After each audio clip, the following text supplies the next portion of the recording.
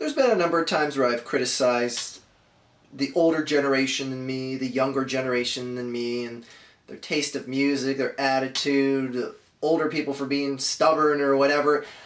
But today, let's call a spade here.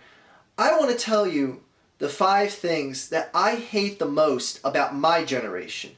The generation that's having and raising kids right now. The generation that is the relatively new homeowners, that is the investor of the most commodities, the age demographic that advertisers shoot for, that spend a lot of money, be it on kids, on themselves, on vacations, on doing this and that, and working and paying a lot of the taxes, etc.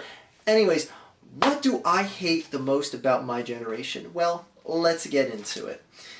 Now, before I start this, I want to say, obviously, this doesn't reflect every single person in my generation. This is just specific things that I see from my specific age demographics in between, a 5-year swing above or below that I particularly find of specific irritation with. Anyways, number 5.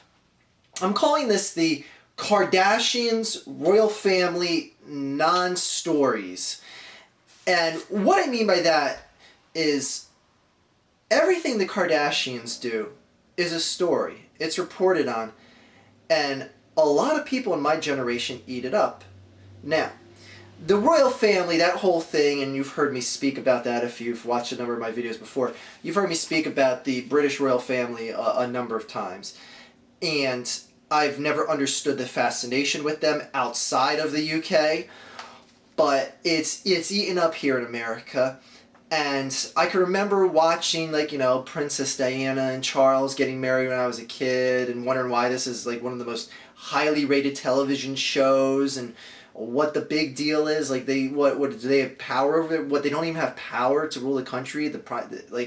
What?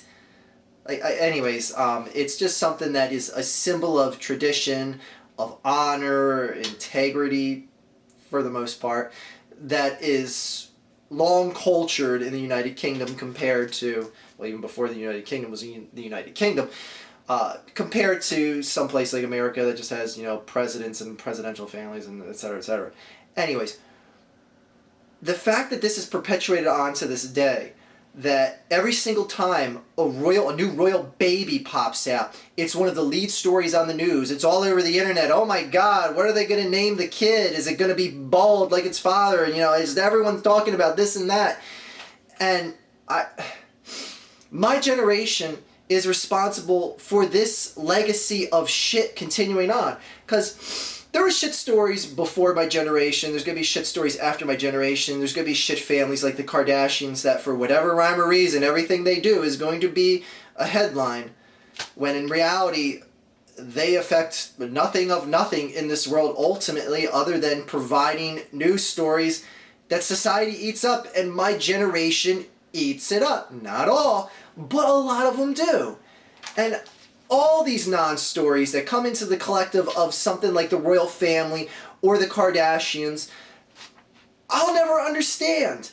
And I hate that it is such a captivating aspect in society that we constantly have to hear about it, because frankly people want to say well, maybe if the news companies stop reporting on it, then we wouldn't hear about it. If people turned off their televisions or ignored these stories, then the news companies wouldn't give them to us. There's a supply and demand here for a reason, because there's obviously a demand or acceptance of these stories that is accepting, for lack of redundancy here. If they were denied, the news companies wouldn't do it. It's that simple. But the bottom line is society eats this shit up, and my generation is no better than the last or the next as far as these stupid-ass non-stories taking headlines and wasting time when real shit could be reported.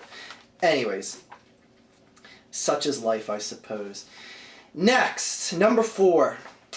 I'm calling this the social media addiction / technology, in that my generation is addicted to Facebook, as is, a lot of people outside of my a lot of people are outside of my generation. But it's to the point where it almost seems like life can't function in my generation without having a cell phone, without having access to Facebook or Twitter or YouTube. And that this addiction has grown to the point that it is a multiple time daily procedure that you have to engage in. It's as regular as going to the bathroom with the majority of people in my generation right now. And it's, I guess there's no absolute harm in this until I get to number 2, which I'll explain in a second here. But, it's, a social media source. It streamlines information. It's nice to see, pictures of grandma with the grandkids across the country rather than waiting for them to be delivered in the mail to you or anything like that. Like, I get all that. But it's to the point now where it's like you can't even walk down the street without seeing someone my age without their face in their phone. Going like, oh, I'm sorry, I didn't see you right in front of me. I walked into the back of you because I'm looking at a post on Tumblr right now. Look, isn't this cute? Yeah, I already saw it. It was like 2 weeks old. Get with the times. Anyways, I hate that shit. I hate that shit, and my generation is so addicted to technology and just the social media aspects of technology specifically.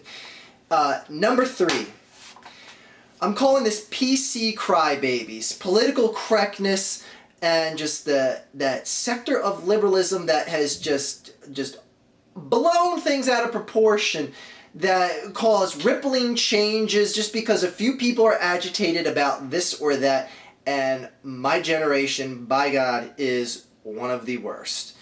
I just the other day saw on the news some lady that was complaining about Target, the stores, the franchise Target, in that, they have toy sections labeled like boys and girls, and how her son or daughter is uncomfortable walking down the boys section of the toy store, the girls section, and she's like saying like, kids should be comfortable playing with any sort of toys. They shouldn't have to feel one toy is specifically geared towards one gender or the other. She complained about this so much so, and then a couple other people sent some feedback in, to the point of which Target removed all sort of signage that delineates between boys and girls sections. So there's no, boys' toys, there's no girls' toys or anything like that. I don't know what the bathrooms are called in Target right now, but I guess we can't change that, can we? No? What? Okay. Anyways, we'll just ignore what little sense that makes. But yeah, so it's political correctness, things like this, where it's like, if your child is really that offended by the signage of the Target toy store, then you as a responsible parent should explain to them, frankly, if your little boy wants to buy Barbie dolls, or your little girl wants to buy the Teenage Mutant Ninja Turtle figurines, whatever, then let them. And then explain to them how it is okay for either gender to own either toy and play with either toy. You as a parent, take care of that. If your kids are upset by the signage and it makes them feel uncomfortable, explain how it's just a sign. It's not a law. It's not like, an amendment to the Constitution stating that only boys are to purchase toys in this aisle. Purchase? Did I just say purchase? Purchase. Anyway, it's political correctness like this that's like, there has to be gender equality across the boards, and something like Target, how irresponsible of them to have a boys and girls toy section. How irresponsible. And Target caves in.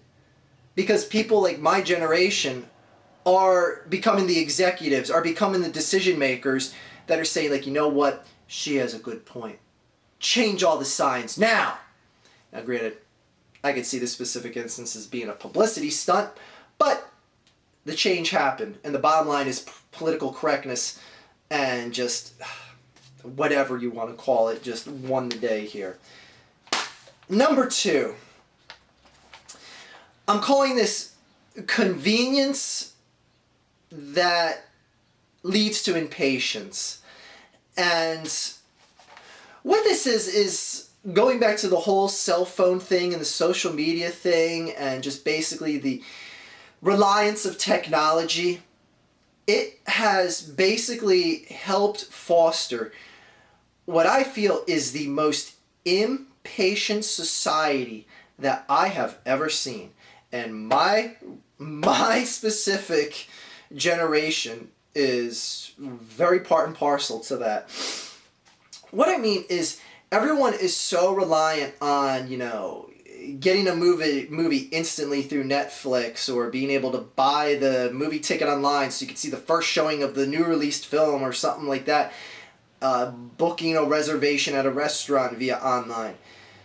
To the point that when we actually have to wait for something, it's, jeez, like 15 minutes before I get seated in this restaurant? Oh, jeez, I'm taking my business elsewhere, and blah, blah, blah, blah. Like the fact that people get flustered and upset when they actually have to wait. You actually have to, what do you mean you actually have to wait? I know, that's a concept that a lot of people that I'm talking to right now probably won't understand. Because the whole notion of actually waiting for something is such a foreign, distant concept, because so much of our lives has an express version. Like, think about it right now. Think of something you do in your daily life that does not have some sort of express version of it. You can get someone to come over today to cut your grass, clean out your gutters, wash your house, change the oil in your car. There's express services that come to your house to do this. As if driving 1 mile down the road to Jiffy Lube wasn't enough, they can come to you. And God forbid they're late. God forbid. Anyways, my point is that all the convenience and all the reliance on everything being express and of complete, utter fast convenience leads to complete and utter impatience when something isn't done right away. What do you mean it takes more than a day to mail this? What do you mean I'm not getting seated right now? How can this place be overbooked? I came here last week at this time, and I was seated right away at this restaurant. I'm going to take my business elsewhere. Okay, I'm sure that restaurant that has more than enough business to sustain the current capacity of people coming in is really going to miss your business. Bye-bye. Anyways, I hate how impatient my generation is. Just, I see it all the time in so many ways. And it's the reliance on convenience that led to all this impatience.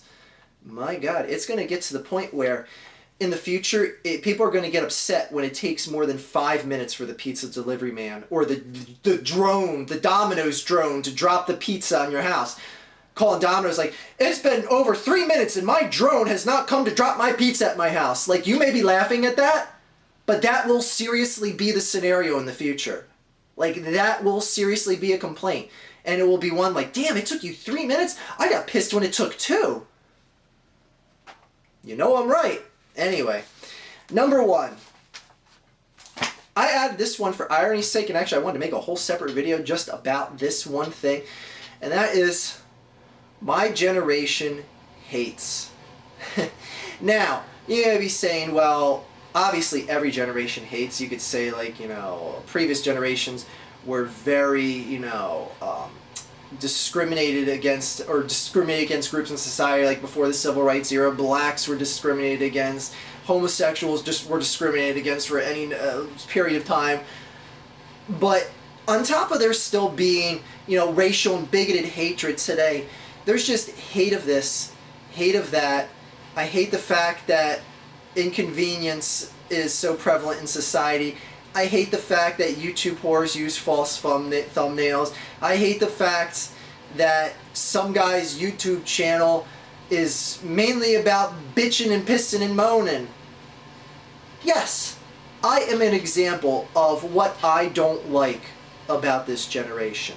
Now, obviously, it's not the whole, like, I don't have bigoted or racial hatred in my whatever, but I have many things that I hate in this world, and many things that I speak about.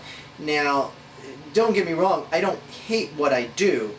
I hate the fact that I see so much wrong in this world, in that I can't see the good outnumber the bad, even though I know there is good to be found out there, and I see good every day, and I feel I am a genuinely good person, because I don't spend my whole days just bitching and moaning in public saying, everyone gather around, I want to complain about why McDonald's is the great Satan, and then we're going to walk over to Walmart and I'm going to explain to you why they're just as great of a Satan.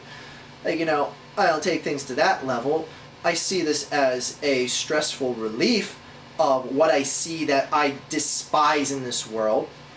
But I like the fact that you guys are entertained with it. And I see that I connect to a lot of the similar complaints that a lot of you have out there. So I find the love and appreciation in that. So I see this more as crafting something that I hate into something of appreciation.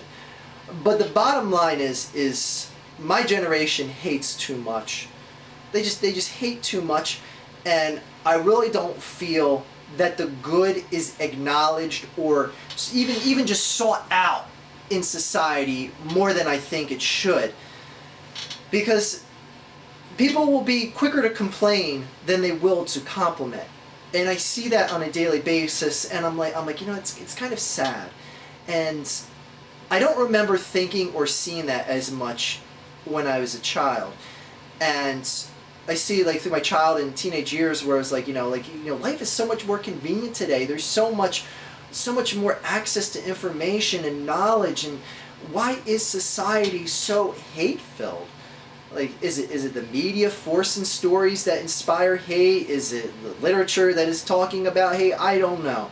Whatever you want to name it, say it to, any of many answers could be correct. But it is true that my generation, like I said, on top of there still being racial hatred, bigoted hatred, stuff like that, there is just hate of so many things that gets so much more publicity now. Thanks to, stuff like a Twitter or like a YouTube, and allowing many people to voice their voices that would just have gone unheard, and hear that there's like, oh wow, I never knew there were so many people that were outspoken about this, but now in this day and age, that because it becomes a lot more prevalent than it did in the past. So anyways, it makes me wonder what the future is going to be like, because if this trend of hatred continues, you figure the trend of hatred is going to just grow. And, the quote-unquote haters are gonna hate. I'm sorry, I get the chills every time it's more of like a guttural chill, like I just want to vomit. But anyways, that's my 5 things that I hate from my generation. There's probably one glaring one that I omitted that someone's gonna leave in the comments, and I'm like, oh shit, yeah, that's right, that's a lot more important than the 5 things I listed. Anyways, what do you hate about your generation, or what do you hate more about my generation or your parents' generation? Is there something that you just can't, anyways, I'm going to stop hating.